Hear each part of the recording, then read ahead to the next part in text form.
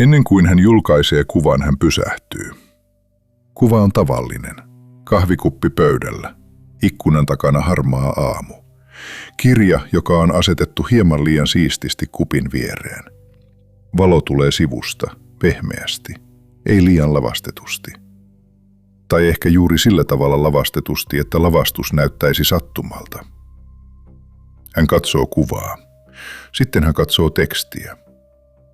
Ensimmäinen versio kuulostaa liian yrittävältä. Toinen liian kevyeltä. Kolmas liian vakavalta. Neljäs siltä, että hän yrittää olla syvällinen. Viides on jo parempi, mutta siinäkin jokin häiritsee. Hän poistaa yhden sanan, lisää toisen. Poistaa hymiön, laittaa sen takaisin. Miettii, näyttääkö tämä yksinäiseltä vai kiinnostavalta. Miettii, näyttääkö hän ihmiseltä, joka lukee aamuisin ja ajattelee hiljaa elämäänsä. Miettii, näyttääkö hän rauhalliselta. Ja vasta aivan viimeisenä hän havahtuu johonkin. Hän ei oikeastaan kysynyt, miltä tuo aamu tuntui. Hän kysyi, miltä se näyttäisi muille. Tässä on jotakin hyvin paljastavaa. Ei siksi, että yksi kuva olisi suuri moraalinen ongelma. Ei siksi, että ihminen olisi jotenkin turmeltunut, jos hän haluaa näyttää hyvältä, kiinnostavalta tai tasapainoiselta. Se olisi liian helppo ja liian ankara tulkinta. Olennaisempaa on järjestys, joka tapahtuu mielessä lähes huomaamatta. Ensin katse ulkoa, sitten vasta kokemus sisältä. Ensin, miltä minä näytän. Sitten, jos tilaa jää, mitä minä olen. Tällaisista hetkistä ihmisen katoaminen alkaa. Harvoin suurella romahduksella. Harvoin niin, että ihminen heräisi eräänä aamuna ja huomaisi muuttuneensa kokonaan valheeksi. Useimmiten se tapahtuu hiljaisemmin, pienissä korjauksissa, pienissä vaikenemisissa, pienissä tavoissa muotoilla oma olemus sellaiseksi, että se otetaan paremmin vastaan. Et sano tuota ajatusta, koska se kuulostaisi liian oudolta. Et näytä tuota epävarmuutta, koska se voisi tehdä tunnelmasta raskaan. Et kerro, että olet kateellinen, koska haluat näyttää kypsältä. Et myönnä, että kaipaat, koska et halua vaikuttaa tarvitsevalta. Et puhu siitä, mitä oikeasti ajattelet, koska jokin osa sinusta tietää jo valmiiksi, miten huone reagoisi. Ja vähitellen ihminen oppii tekemään tämän niin nopeasti, ettei se tunnu enää peittelöltä. Se tuntuu vain käytökseltä. Tämän jakson kysymys on yksinkertainen, mutta se ei päästä helpolla. Miksi ihminen ei uskalla olla oma itsensä? Miksi hänestä tulee niin helposti esitys itsestään, vaikka hän kaipaa aitoutta ehkä enemmän kuin koskaan? Miksi ihminen, joka sanoo haluavansa olla totta, alkaa silti rakentaa itsestään versiota, joka on sopivampi, kiinnostavampi, hyväksyttävämpi, kauniimpi, hallitumpi, syvempi, kevyempi tai vahvempi kuin hän oikeasti jaksaa olla? Tämän kysymyksen äärelle meidät vie Jean-Jacques Rousseau. Rousseau oli hankala, ristiriitainen, loistava ja usein epämukava ajattelija. Hän ei sovi siistiksi sankariksi. Hän ei ollut rauhallinen aitouden opettaja, joka olisi elänyt omat oppinsa täydellisesti todeksi. Hän janosi tunnustusta, kärsi arvostelusta, riiteli, puolustautui, epäili muita ja paljasti itsestään asioita, joita moni olisi halunnut piilottaa. Juuri siksi hän on kiinnostava. Hän ei katsonut ihmisen tarvetta tulla nähdyksi ulkopuolelta. Hän tunsi sen omassa nahassaan. Ja samalla hän näki jotakin, mitä emme vieläkään aina halua myöntää. Ihminen ei kadota itseään välttämättä siksi, että hän olisi paha, tai heikko, tai pinnallinen. Hän alkaa kadottaa itseään, kun toisten katseesta tulee hänen sisäinen mittansa. Kun kysymys muuttuu. Ensin ihminen kysyy maailmalta, mitä tämä on. Sitten hän oppii kysymään, mitä muut ajattelevat minusta, kun kosken tähän, sanon tämän, haluan tätä, olen tällainen. Ja siitä hetkestä alkaen ihmisen elämä ei enää tapahdu pelkästään hänessä. Se alkaa tapahtua näyttämöllä. Kuvittele lapsi huoneessa. Hän liikkuu vielä ilman suurta tietoisuutta siitä, miltä liike näyttää. Hän nauraa, kun nauru tulee. Hän itkee, kun kipu tulee. Hän osoittaa, kysyy, tarttuu, pudottaa, yrittää. Hän ei vielä osaa tehdä omasta olemuksestaan projektia. Hän ei mieti, onko hänen tapansa olla uskottava. Hän ei rakenna persoonaansa. Hän on siinä. Tämä ei tarkoita, että lapsi olisi puhdas enkeli. Rousseaukaan ei tarvitse meitä uskomaan sellaiseen yksinkertaiseen kuvaan. Ihmisessä on jo varhain halua, kiukkua, omistamista, pelkoa ja itsepäisyyttä. Mutta lapsessa on myös jotakin suoraa, jotakin välitöntä, jotakin, joka ei vielä ole oppinut katsomaan itseään sivusta. Sitten tulee ensimmäinen nauru toisten taholta, ensimmäinen kehu, ensimmäinen häpeä. Ensimmäinen kerta, kun huoneen ilmapiiri opettaa, että jokin sinussa sai hyväksyntää ja jokin toinen kohta olisi pitänyt piilottaa. Ehkä lapsi pelleilee ja saa aikuiset nauramaan. Hän oppii, että hauskuus tuo lämpöä. Ehkä hän näyttää osaavansa jotakin ja saa katseisiin ylpeyden. Hän oppii, että suoriutuminen tuo arvoa. Ehkä hän itkee liian kovaa ja aikuinen vaivaantuu. Hän oppii, että osa tunteista pitää säädellä ennen kuin niille on annettu edes nimeä. Ehkä hän on hiljaa, kiltti, kohtelias ja helppo. Kukaan ei huomaa, kuinka paljon hän ponnistelee. Hän oppii, että näkymätön mukautuminen on turvallista. Tämä kaikki voi tapahtua rakastavassa kodissa, tavallisessa koulussa, hyvissä ihmissuhteissa, ilman suurta julmuutta, ilman pahaa tarkoitusta. Juuri siksi se on niin syvää. Ihminen ei opi esittämään itseään vain sorron vuoksi. Hän oppii sen myös siksi, että hyväksyntä tuntuu hyvältä. Toisten katse on ensin lämpöä. Joku näkee minut. Joku iloitsee minusta. Joku pitää minusta, kun olen tällainen. Mutta sama katse voi vähitellen muuttua vankilaksi. Sillä kun ihminen saa kokea, että tietyllä tavalla olemalla hän tulee rakastetummaksi, hän alkaa kysyä yhä useammin, millainen minun pitäisi olla, jotta tuo lämpö säilyisi. Rousseau erotti toisistaan kaksi itseä koskevaa voimaa. Ensimmäinen on luonnollista itsensä säilyttämistä, tervettä kiinnittymistä omaan olemassaoloon. Tunnetta siitä, että minä olen täällä, minä tarvitsen, minä tunnen, minä haluan elää. Tätä voisi kutsua alkuperäiseksi itsearvostukseksi. Toinen syntyy vasta toisten keskellä. Se ei kysy vain, olenko minä hyvin. Se kysyy, olenko minä enemmän vai vähemmän kuin muut.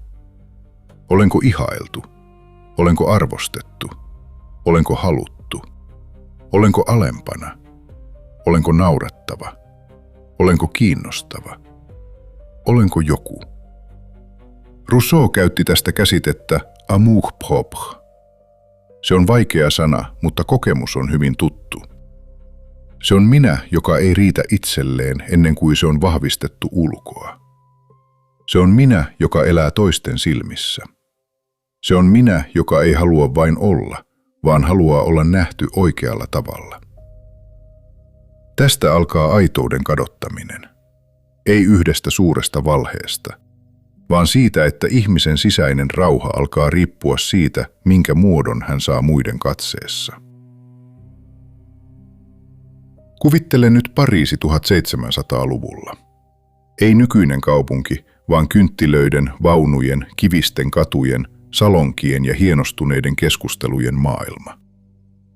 Huoneita, joissa ihmiset osaavat puhua kauniisti. Huoneita, joissa sivistys näkyy eleissä, sanoissa, katseissa ja vaikenemisen tavoissa. Joku lausuu nokkelan huomion. Joku hymyilee juuri oikealla määrällä. Joku tunnistaa viittauksen antiikkiin. Joku osaa loukata niin hienovaraisesti, että loukkaus kuulostaa kohteliaisuudelta. Tällaisessa maailmassa ihminen ei vain ole seurassa. Hän esiintyy seurassa. Maine liikkuu huoneesta toiseen kuin näkymätön raha. Ihminen voi tulla kutsutuksi, ohitetuksi, ihailuksi, pilkatuksi, suojelluksi tai unohdetuksi. Jokainen tietää, että vaikutelma on osa elämää. Kaunis lause voi nostaa. Väärä sävy voi pudottaa. Hienostuneisuus ei ole vain käytöstä, vaan asema. Rousseau katsoo tätä maailmaa ja näkee sen pinnan alla jotakin levotonta. Ihminen oppii olemaan miellyttävä. Oppii näyttämään herkältä, älykkäältä, hyveelliseltä ja sivistyneeltä. Oppii tunnistamaan, millainen sisäinen elämä tekee vaikutuksen ja millainen herättää vaivaantuneisuutta. Mutta samalla jokin katoaa. Ihminen alkaa kuunnella itseään toisten korvilla. Hän ei enää kysy, mitä on hyvä elämä. Hän kysyy, miltä hyvä elämä näyttää niiden silmissä, joiden hyväksyntää hän tarvitsee. Rousseaun kritiikki ei ollut vain sitä, että seurapiirit ovat turhamaisia. Se olisi liian pientä. Hänen huolensa oli vakavampi. Yhteiskunta voi opettaa ihmisen mittaamaan oman arvonsa sellaisilla välineillä, jotka tekevät hänestä vähitellen vieraan itselleen. Kun maineesta tulee tärkeämpi kuin sisäinen totuus, ihminen voi oppia olemaan ihailtava tavalla, joka köyhdyttää häntä. Hän voi tulla hyväksytyksi juuri sillä hinnalla, että hänen täytyy lakata olemasta kokonaan totta. Meidän aikamme salonki on usein taskussa. Se ei tee meistä automaattisesti huonompia kuin ennen eläneet ihmiset. Rousseau muistuttaa pikemminkin siitä, että ilmiö on vanha. Sosiaalinen media ei keksinyt ihmisen tarvetta tulla nähdyksi. Se teki siitä jatkuvan, mitattavan ja kannettavan. Ennen maine liikkui hitaammin, katse oli rajatumpi. Nyt yleisö voi olla läsnä aamulla ennen kuin ihminen on ehtinyt edes tuntea omaa päiväänsä. Kun hän treenaa, osa hänestä miettii, pitäisikö tämä tallentaa. Kun hän lukee kirjaa, osa hänestä miettii, millaisen ihmisen vaikutelman tämä kirja antaa. Kun hän matkustaa, osa hänestä miettii, mikä hetki näyttää eniten elämältä. Kun hän lepää, osa hänestä miettii, voiko lepoakin esittää kauniisti. Kun hän kärsii, osa hänestä miettii, miten kärsimyksestä voisi puhua niin, että se kuulostaisi rehelliseltä, mutta ei liian raskaalta. Aidolta, mutta ei huomionhakuiselta. Syvältä, mutta ei teatraaliselta. Näin elämä alkaa saada kaksinkertaisen rakenteen. On hetki ja on hetken mahdollinen kuva. On tunne ja on tunteen mahdollinen tarina. On minä ja on minä sellaisena kuin se voisi tulla nähdyksi. Tämä ei tarkoita, että jokainen julkaisu olisi valhe. Moni jakaa asioita vilpittömästi. Moni etsii yhteyttä. Moni kertoo elämästään, koska haluaa sanoa, olen täällä, koen näin. Ehkä joku toinenkin tunnistaa tämän. Esitys voi alkaa viattomana haluna tulla ymmärretyksi. Juuri siksi sen rajaa on vaikea huomata. Missä kohtaa kertominen muuttuu oman kuvan rakentamiseksi? Missä kohtaa avoimuus muuttuu hallituksi paljastukseksi? Missä kohtaa aitoudesta tulee tyyli? Tämä on nykyajan aitouden paradoksi. Aitoutta arvostetaan, sitä pyydetään, sitä ihaillaan, sitä myydään. Ihmisiä kehotetaan olemaan omia itsejään, puhumaan rehellisesti, näyttämään haavoittuvuutta, olemaan filttereittä, kertomaan keskeneräisyydestä. Mutta heti kun aitoudesta tulee ihailtava ominaisuus, siitä voi tulla rooli. Ihminen voi alkaa näyttää aidolta. Hän voi rakentaa itselleen huolellisen keskeneräisyyden, sopivasti sotkuinen koti, sopivasti epätäydellinen kuva, sopivasti rehellinen tunnustus, sopivasti väsynyt, mutta ei niin väsynyt, että se häiritsisi, sopivasti syvä, mutta ei niin syvä, että se muuttuisi raskaaksi, sopivasti paljas, mutta yhä hyvässä valossa. Tässä on jotakin hyvin surullista. Jopa se, minkä piti vapauttaa ihminen esittämisestä, voi muuttua uudeksi esittämisen muodoksi. Ennen piti näyttää vahvalta. Nyt pitää ehkä näyttää vahvalta ja samalla sopivasti haavoittuvalta. Ennen piti näyttää täydelliseltä.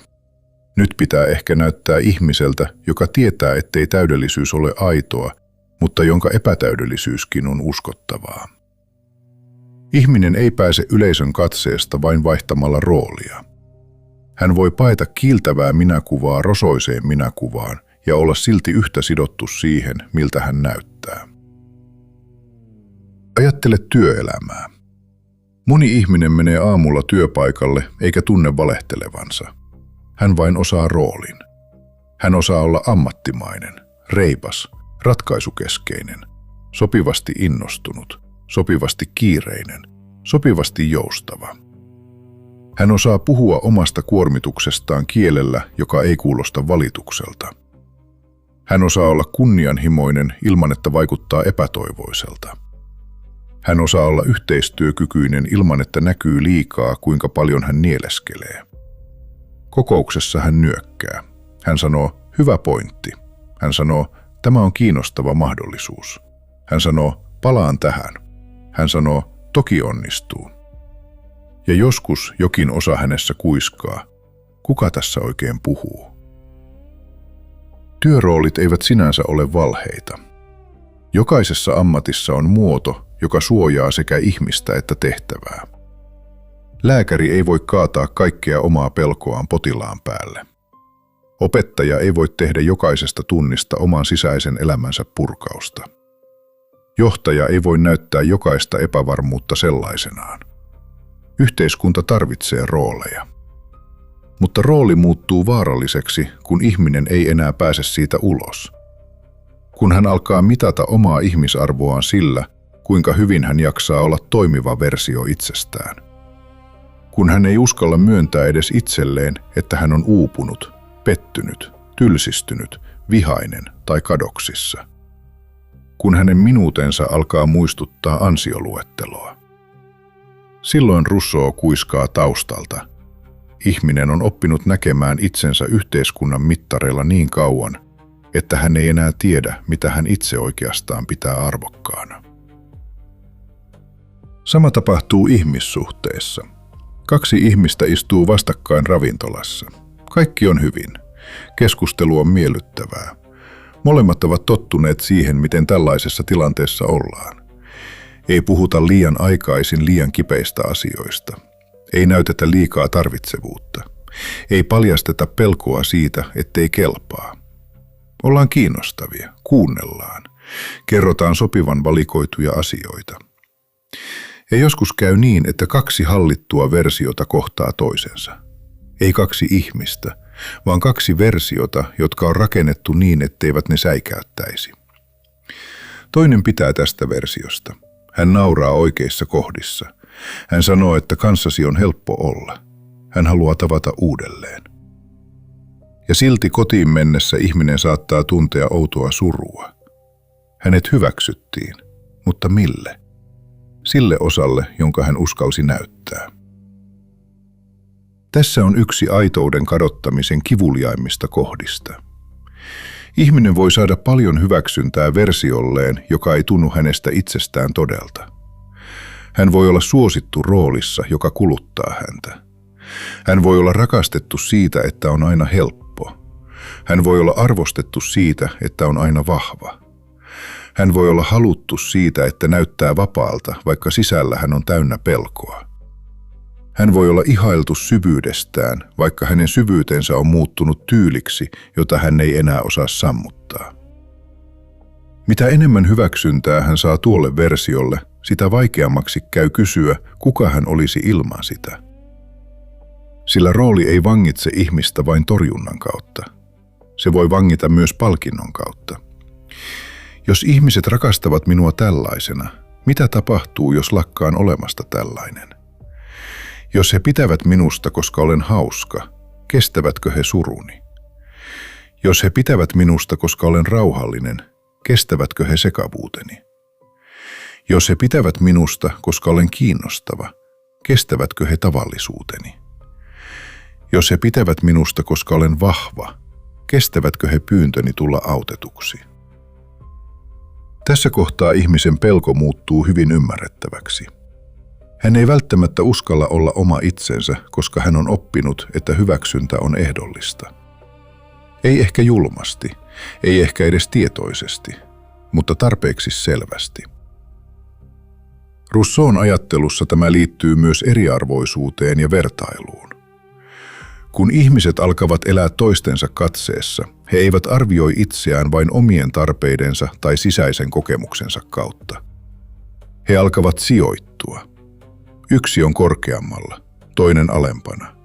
Yksi hienostuneempi, toinen kömpelömpi. Yksi menestyneempi, toinen näkymättömämpi. Mitä enemmän yhteiskunta palkitsee näkyviä merkkejä, sitä enemmän ihminen alkaa haluta niitä merkkejä. Ei välttämättä siksi, että hän rakastaisi niitä, vaan siksi, että niiden kautta hän kokee tulemansa enemmän olemassa olevaksi. Tämä näkyy nykyisessä henkilöbrändäyksessä lähes paljaana.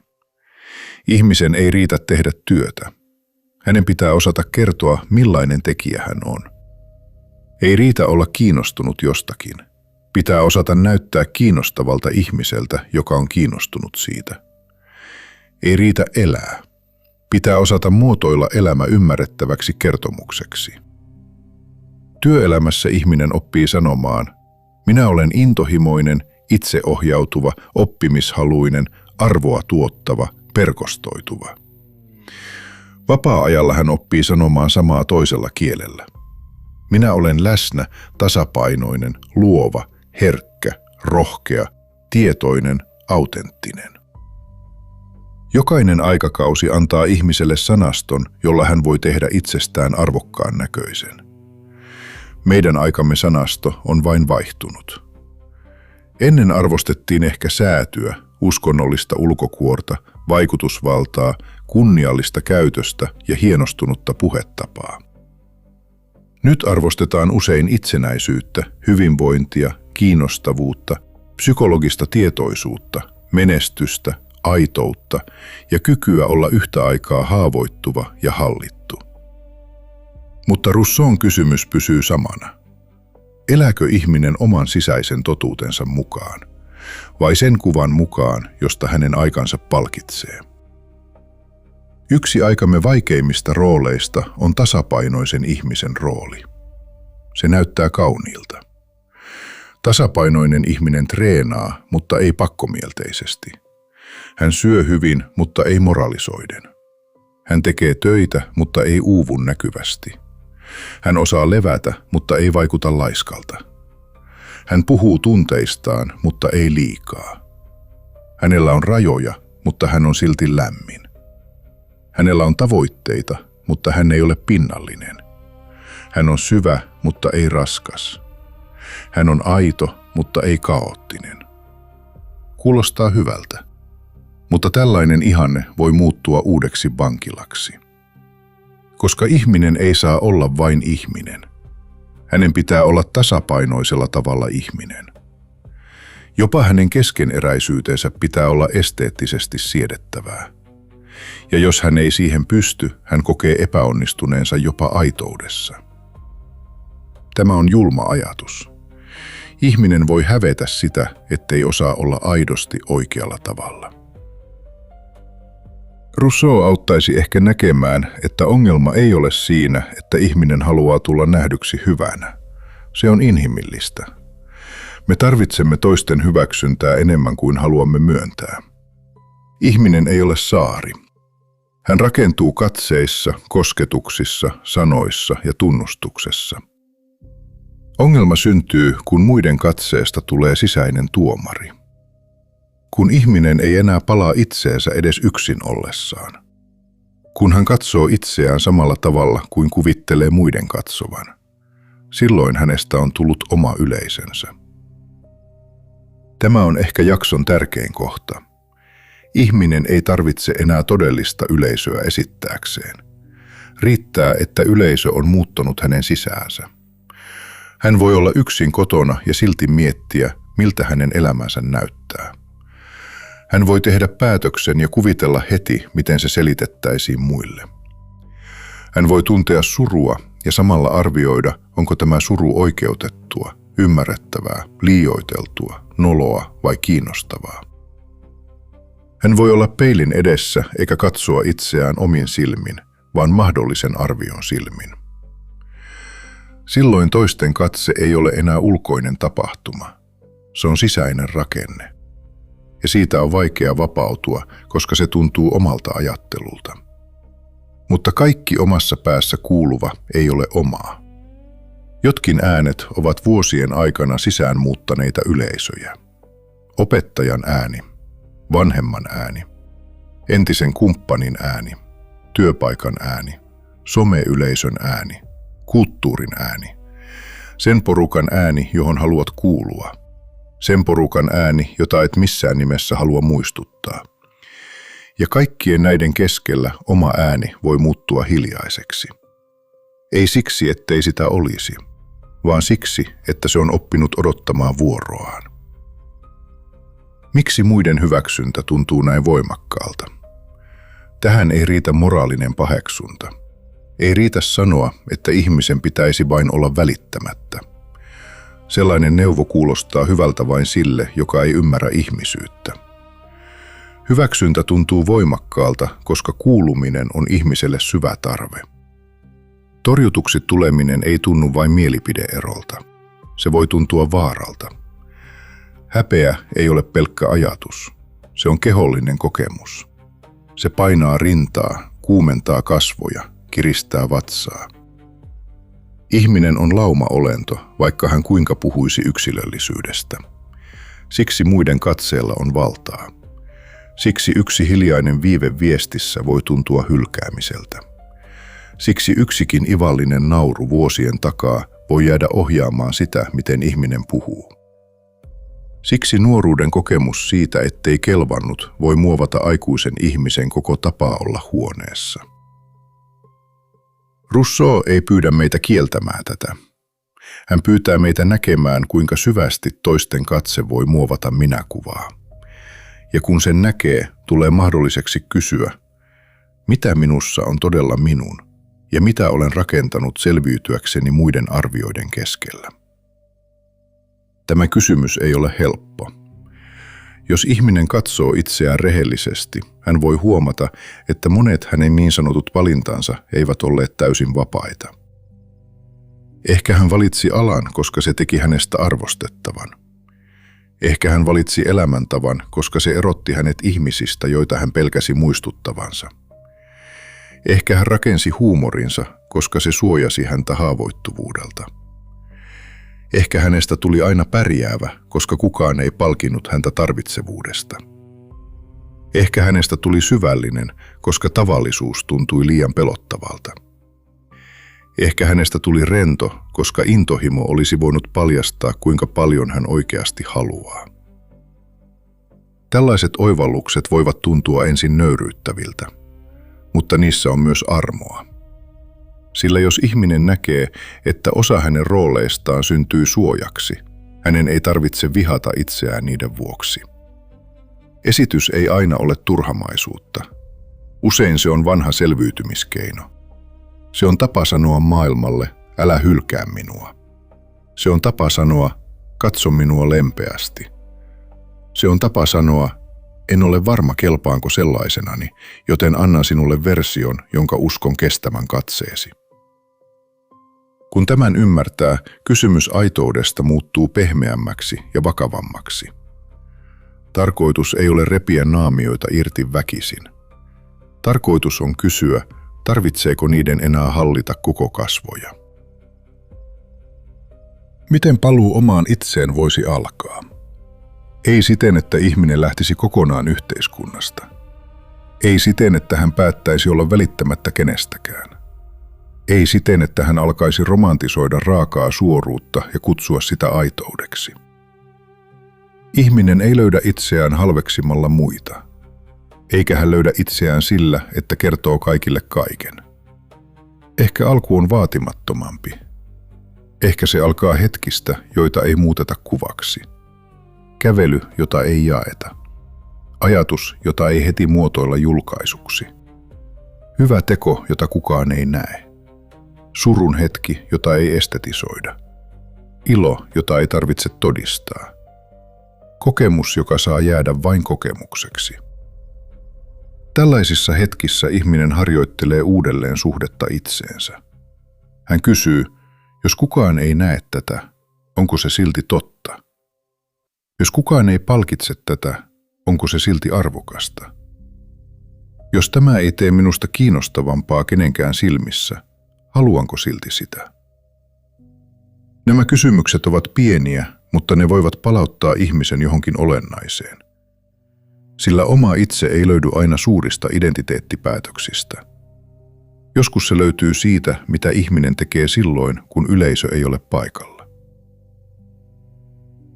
Toinen askel on oppia erottamaan toive tulla nähdyksi tarpeesta olla jatkuvasti arvioitavana.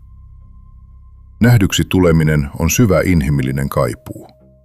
Me haluamme, että joku ymmärtää, että joku tunnistaa, että joku sanoo, tuossa sinä olet, eikä sinun tarvitse heti muuttua toiseksi. Arvioitavana eläminen on muuta. Siinä ihminen ei tule kohdatuksi, vaan mitatuksi. Hän miettii koko ajan, onko hän tarpeeksi kiinnostava, tarpeeksi onnistunut, tarpeeksi kaunis, tarpeeksi viisas, tarpeeksi rento, tarpeeksi moraalinen, tarpeeksi aito. Koska mittari liikkuu koko ajan, mikään ei lopulta riitä. Tämä on amour-propren maailma. Arvo suhteessa toisiin. Minä sellaisena kuin se sijoittuu. Minä sellaisena kuin se päihittää tai häviää. Minä sellaisena kuin se katsoo ympärilleen ja kysyy, olenko nyt kunnossa, jos he ovat tuollaisia. Terve itsearvostus tarvitsee vähemmän vertailua. Se ei tarkoita, että ihminen pitäisi itseään erinomaisena. Se tarkoittaa, ettei hänen tarvitse jatkuvasti tarkistaa olemassaolonsa arvoa muiden reaktioista. Hän voi huomata toisen kauneuden menettämättä omaansa. Hän voi nähdä toisen menestyksen kokematta sitä välittömäksi syytökseksi. Hän voi olla tavallinen ilman, että tavallisuus tuntuu tuomiolta. Tässä on ehkä yksi aidon elämän hiljaisista merkeistä. Ihminen ei ole koko ajan puolustamassa omaa kuvaansa. Kolmas askel liittyy ihmissuhteisiin. Aitous tarvitsee paikkoja, joissa ihminen saa olla vähemmän valmis. Jos jokainen suhde elämässä perustuu hallittuun versioon, ihminen alkaa vähitellen uskoa, että hallittu versio on hänen ainoa mahdollinen muotonsa. Siksi ihmiselle on valtavan tärkeää löytää edes yksi suhde, jossa hän ei jatkuvasti esiinny. Yksi ihminen, jonka seurassa ääni voi olla väsynyt. Yksi ihminen, jolle voi sanoa, en tiedä. Yksi ihminen, jonka edessä ei tarvitse muuttaa omaa kipua kiinnostavaksi tarinaksi. Yksi ihminen, jonka kanssa hiljaisuus ei ole epäonnistuminen. Tällainen suhde ei synny pelkästä avoimuuden julistuksesta. Se syntyy hitaasti. Luottamus rakentuu siitä, että ihminen näyttää pienen todemman kohdan ja toinen ei käytä sitä aseena. Sitten toisen, sitten kolmannen. Vähitellen sisäinen näyttämö hiljenee. Ei kokonaan, ehkä ei koskaan kokonaan, mutta tarpeeksi, jotta kaksi ihmistä voi olla samassa huoneessa ilman, että molemmat kantavat yleisöä mukanaan. Tämä on harvinaista, ja juuri siksi se on arvokasta. Rousseau uskoi, että ihmisessä on jotakin alkuperäistä, jotakin ennen turhamaisuuden ja vertailun täyttä valtaa. Meidän ei tarvitse ottaa tätä kirjaimellisena historiana. Meidän ei tarvitse kuvitella täydellistä luonnontilaa, jossa kaikki oli puhdasta ja kaunista. Sellainen kuva olisi liian helppo, ehkä vääräkin. Voimme ymmärtää Rousseaun kysymyksen sisäisenä kysymyksenä. Onko minussa vielä paikka, joka ei kysy ensimmäisenä, miltä tämä näyttää? Onko minussa vielä kyky haluta jotakin ennen kuin tiedän, lisääkö se arvoani muiden silmissä? Onko minussa vielä ääni, joka ei puhu yleisölle? Ehkä aitous ei tarkoita paluuta menneeseen. Ehkä se tarkoittaa sitä, että ihminen lakkaa uskomasta täysin siihen kuvaan, jonka hän on rakentanut selviytyäkseen. Hän voi kiittää roolia siitä, että se suojasi häntä, mutta hänen ei tarvitse antaa sen johtaa koko elämää. Tämä ei ole kevyt prosessi, sillä jos ihminen alkaa olla todempi, hän joutuu menettämään jotakin. Hän menettää ehkä joidenkin ihmisten ihailun. Hän menettää ehkä kuvan siitä, että hän on aina vahva. Hän menettää ehkä sen pienen vallan, jonka täydellisesti rakennettu vaikutelma antaa. Hän menettää ehkä varmuuden siitä, että kaikki pitävät hänestä. Mutta hän voi saada tilalle jotakin, mitä mikään ihailu ei voi korvata. Tunteen siitä, että oma elämä ei enää tapahdu kokonaan sivustakatsojien varassa. Tunteen siitä, että vaikka kaikki eivät ymmärrä, jokin sisällä ei enää valehtele jatkuvasti. Tunteen siitä, että voi tulla nähdyksi harvemmin, mutta todemmin. Ehkä tämä on yksi aikuisen aitouden vaikeimmista opetuksista. Kaikkien ei tarvitse nähdä sinua. Mutta jonkun pitäisi saada kohdata se, mikä sinussa on totta, ja ennen kaikkea sinun itsesi. Ajattele vielä sitä ihmistä aamulla kuvan ääressä. Hän katsoo kahvikuppia, kirjaa, valoa, tekstiä. Hän on jo melkein julkaisemassa. Sitten jokin pysähtyy. Ei ehkä siksi, että julkaiseminen olisi väärin. Ehkä hän julkaisee sen myöhemmin. Ehkä ei. Se ei ole ratkaisevaa. Ratkaisevaa on se, että hetken ajan hän huomaa kysymyksen, jonka alla hän on elänyt. Miltä minä näytän? Ja sen alta nousee toinen, hiljaisempi kysymys. Mitä minä oikeasti tunnen? Tämä toinen kysymys ei huuda, se ei kilpaile. Se ei välttämättä tee ihmisestä vaikuttavaa. Se ei ehkä paranna hänen mainettaan, lisää hänen näkyvyyttään tai tee hänestä kiinnostavampaa muiden silmissä.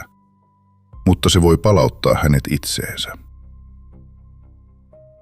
Rousseau muistuttaa meitä siitä, että ihminen ei kadota itseään yhdessä suuressa hetkessä. Hän kadottaa itsensä, kun hän yhä uudelleen valitsee kuvan kokemuksen sijasta, hyväksynnän totuuden sijasta, vaikutelman äänen sijasta. Hän kadottaa itsensä, kun hän oppii katsomaan itseään niin kauan ulkoa käsin, ettei enää tunnista sisäpuolta kodikseen. Ja ehkä paluu alkaa yhtä pienesti. Yhdestä hetkestä, jossa ihminen ei kysy heti, miten tämä otetaan vastaan.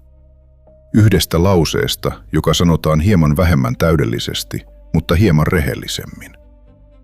Yhdestä hiljaisuudesta, jota ei täytetä esityksellä. Yhdestä päätöksestä tehdä jotakin, koska se on totta, vaikka se ei näytä miltään erityiseltä. Aitous ei ehkä ole sitä, että ihminen löytää lopullisen, puhtaan minän kaiken sosiaalisen alta. Ehkä ihminen on aina suhteissa. Aina toisten sanojen, katseiden, muistojen ja odotusten muovaama. Ehkä täysin koskematonta minää ei ole, mutta silti on ero. On eri asia olla suhteessa toisiin, ja on eri asia kadota heidän katseeseensa. On eri asia haluta tulla nähdyksi, ja on eri asia elää niin, että koko elämästä tulee yritys hallita näkemistä. On eri asia olla ihminen muiden joukossa, ja on eri asia muuttua omaksi yleisökseen. Ehkä siksi tämän jakson kysymys ei lopulta ole vain, miksi en uskalla olla oma itseni. Ehkä vielä tarkempi kysymys on tämä. Kenen katsetta minä kannan sisälläni, kun yritän olla minä? Ja ehkä kaikkein painavin kysymys tulee vasta sen jälkeen. Missä kohtaa minusta tuli oma yleisöni? Tämä oli Filosofian tarinat. Jos tämä jakso herätti sinussa ajatuksen, älä anna sen hukkua saman tien seuraavaan ärsykkeeseen. Vie se kävelylle, vie se iltaan, vie se keskusteluun. Sillä joskus yksi kunnolla ajateltu kysymys voi tehdä enemmän kuin 100 kiireessä elettyä päivää.